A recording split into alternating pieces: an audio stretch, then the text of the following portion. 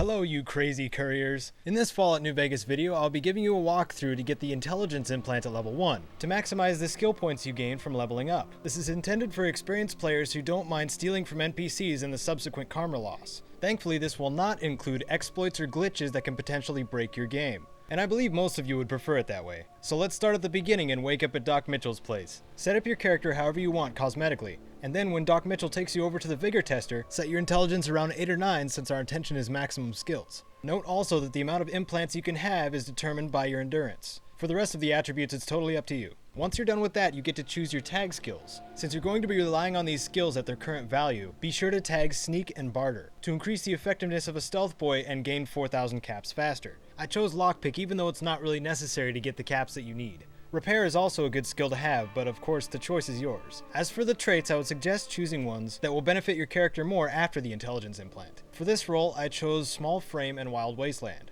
After this, grab what medical supplies you can from his place and head outside. From the entrance of Doc Mitchell's, head south to the schoolhouse. Remember, you only have 200 experience to work with, so try to avoid killing the manti in there if you can.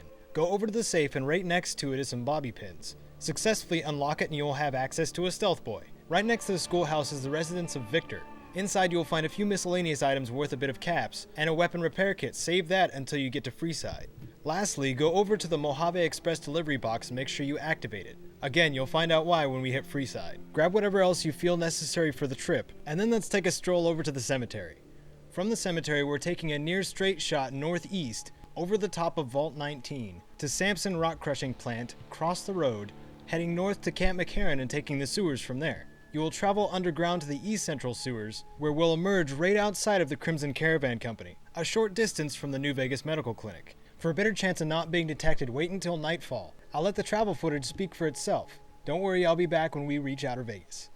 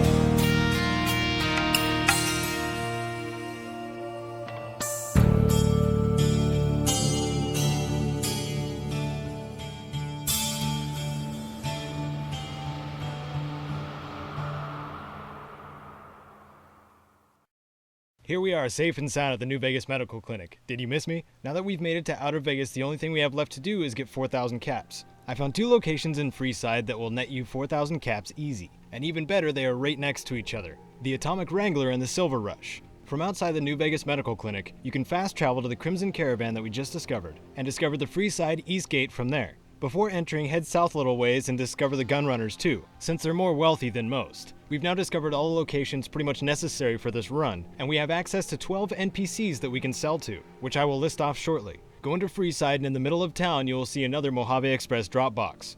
This is why we discovered the one in Goodsprings. If you become over-encumbered by having too sticky of fingers, it's easy enough to send some of the heavier things over to Goodsprings to sell there. And now for the looting. If you take the gate to the south and head west, you will be at the Atomic Wrangler and the Silver Rush. I recommend going into the Atomic Wrangler first, because most of what you get there can be sold at the energy weapon shop.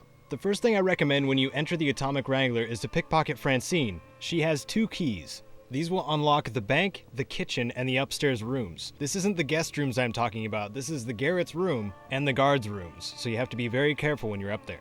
Also, when you open up the bank, the back safes can be opened with that key as well. And if you go into walk mode, you should have no problem getting by the banker, he's rather inept. Grab whatever valuables you can and head over to the Silver Rush next. And most of you have done this already. I was able to sneak and steal right in front of the guards while Gloria was giving her spiel, but if you can't or would rather not do it that way, one by one you can grab the more valuable items and move them to the bathroom area, at which point you can take them without being detected. If you recall grabbing that weapon repair kit at Victor's place, now would be the best time to use it on the weapon that's most valuable. Once you're content with the amount of loot you're carrying, let's find some vendors. As I had mentioned before, there are 12 vendors we have access to. Chet and Doc Mitchell of Goodsprings, Dr. Kemp and Contreras in the McCarran Concourse and the McCarran Supply Shack, Blake in Crimson Caravan, the Vendortron at the Gunrunners, Mick and Ralph of Mick and Ralph's, Julie Farkas at the Old Mormon Fort, the Garrett twins, Gloria, obviously, and of course Doc Usanagi. 4 of these NPCs seem to have more caps than most, and that would be Blake, the Vendortron, Chet, and Contreras. After trading with those 4, I ended up with 4,000 caps, and a shiny new intelligence implant. And I have faith that you will have one too. I hope you all found this guide quick and easy and not too confusing. If any of you have a different or even more effective way of doing this, write a comment, I'd love to hear about it. And in turn it can help out others as well. We couriers gotta stick together. This is Caedo Genesis, thanks for watching. And may you remain vigilant on the roads you walk.